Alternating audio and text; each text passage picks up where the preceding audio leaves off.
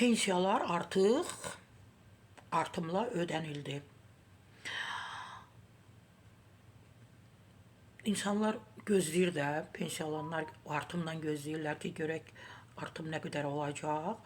Naxçıvan Muxtar Respublikası üzrə fevral ayının pensiya ödənişləri artıq başa çatıb. Təbii ki, istinad edirəm Madelen.az-a. Onun məlumatına görə Muxtar Respublikanın Əmək və Əhalinin Sosial Müdafiəsi Nazirliyinin tabeliyində Dövlət Sosial Müdafiə Fondu tərəfindən fevral ayının pensiya ödənişi yekunlaşdırılıb.